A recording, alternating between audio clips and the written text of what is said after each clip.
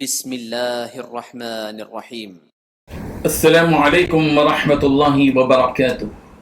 الحمد للہ وکفی وسلام علی عبادہ الذین اصطفی، اما بعد۔ حاضرین و ناظرین، درس نمبر 1309 ہے اور آج سورہ انبیاء کی صرف ایک آیت کی تلاوت اور تشریح کی جائے گی، آیت نمبر 91۔ چلیے سب سے پہلے اس ایک آیت کی تلاوت کرتے ہیں، لفظ ترجمے اور ترجمے کے بعد تشریح کرتے ہیں۔ اعوذ باللہ من الشیطان الرجیم، بسم اللہ الرحمن الرحیم۔ واللتی احصنت فرجها فنفخنا فیها من روحنا وجعلناها وابنها آیة للعالمین، صدق اللہ العظیم۔ لفظی ترجمہ یوں ہے، واللتی، اور یاد کیجیے اس عورت کو جس نے احسنت، حفاظت کی، فرجہا، اپنی شرمگاہ کی، فنفخنا، پھر ہم نے پھونکی، فیہا، اس میں، من روحنا، اپنی روح، وجعلناها، اور ہم نے اسے بنایا، وابنہا، اور اس کے بیٹے عیسیٰ کو، آیتن، عظیم نشانی، للعالمین، جہاں والوں کے لیے۔ ترجمہ یہ ہے، اور اس خاتون کو دیکھو جس نے اپنے عصمت کی حفاظت کی تھی، پھر ہم نے اس کے اندر اپنی روح پھونکی اور انہیں اور ان کے بیٹے کو دنیا جہاں کے لوگوں کے لیے ایک نشانی بنا دیا۔ اس ایک آیت میں تین باتیں بتلائی گئی ہیں۔ پہلی بات، اس خاتون کو یاد کرو جس نے اپنی عصمت کی حفاظت کی تھی۔ دوسری بات، پھر ہم نے اس خاتون کے اندر اپنی روح پھونکی۔ تیسری بات، انہیں اور ان کے بیٹے کو دنیا جہاں کے لوگوں کے لیے ایک نشانی بنا دیا۔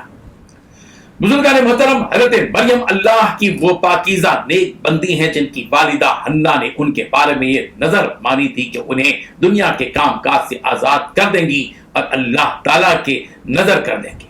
حضرت مریم حضرت عیسیٰ علیہ السلام کی والدہ ہے۔ اللہ تعالیٰ رسول رحمت صلی اللہ علیہ وسلم سے فرما رہے ہیں کہ پیغمبر، آپ لوگوں کے سامنے اس پاک باز عورت یعنی مریم کا تذکرہ فرمائیں جس نے اپنے آپ کو حلال ہو کے حرام ہر قسم کی شہوتوں سے روک لیا تھا، جیسا کہ سورہ مریم کی آیت نمبر 20 میں بھی ہے کہ وَلَمْ يَمْسَسْنِي بَشَرٌ وَلَمْ أَكُ بَغِيًّا، کہ کسی انسان نے مجھے چھویا تک نہیں اور نہ ہی میں بدکار ہوں۔ سورہ تحریم کی آیت نمبر 12 میں بھی حضرت مریم کی عصمت کا تذکرہ ہے، وہ مریم ابنۃ عمران التی احصنت فرجها فنفخنا فیہ من روحنا، اور مریم بنت عمران التی احسنت فرجها، جس نے اپنی شرمگاہ کی حفاظت کی، فنفخنا فیہ من روحنا، بس ہم نے اس میں اپنی روح پھونکی۔ حضرت مریم علیہ السلام نے اپنے ناموس کی پوری حفاظت کی۔ حضرت مریم کا نہ کسی مرد سے نکاح ہوا اور نہ ہی کسی مرد سے کوئی گناہ گاری کا تعلق ہوا۔ اللہ تعالیٰ کا ارادہ یہ تھا کہ حضرت مریم کو بیٹا عطا کیا جائے اور یہی بیٹا رسول بنے اور انہیں بنی اسرائیل کی ہدایت کے لیے بھیجا جائے۔ چنانچہ اللہ تبارک و تعالیٰ نے عام معمول کے برخلاف کہ ہر بچہ ماں باپ کے ملن کے بعد پیدا ہوتا ہے، معمول کے خلاف ایک فرشتے کو حضرت مریم کے پاس بھیجا اور اس فرشتے نے حضرت مریم کے کرتے کے دامن میں پھونک مار دی، جس سے حضرت مریم کے بطن میں حمل ٹھہر گیا اور اس سے وہ بیٹا پیدا ہوا جن کا نام عیسیٰ ہے، حضرت عیسیٰ علیہ السلام۔ یہی وجہ ہے کہ حضرت عیسیٰ علیہ السلام کا تذکرہ قرآن مجید میں جہاں جہاں کیا گیا وہاں عموماً حضرت عیسیٰ ابن مریم کہا گیا، یعنی مریم کے بیٹے عیسیٰ۔ ہر بچہ باپ کی طرف منسوب ہوتا ہے، مگر حضرت عیسیٰ بھی ماں کی طرف اس لیے منسوب کیے جاتے ہیں کہ حضرت عیسیٰ علیہ السلام بغیر باپ کے پیدا ہوئے، اور یہ قدرت کی عظیم نشانی ہے۔ چنانچہ اللہ تبارک و تعالیٰ نے یہاں یہی حقیقت بیان کی کہ وَجَعَلْنَاهَا وَابْنَهَا آیَةً لِلْعَالَمِينَ، ہم نے اس عورت کو، مریم کو، اور اس کے بیٹے کو عیسیٰ کو جہانوں کے لیے نشانی بنا دیا، تاکہ دنیا جہاں کے سارے لوگوں کو اس بات کا علم و یقین ہو جائے کہ اللہ تبارک و تعالیٰ ایسا قادر و مختار پروردگار ہے جو بغیر مرد کے کسی عورت کے رحم میں حمل پیدا کر سکتا ہے اور بغیر باپ کے بھی عورت کی اولاد ہو سکتی ہے۔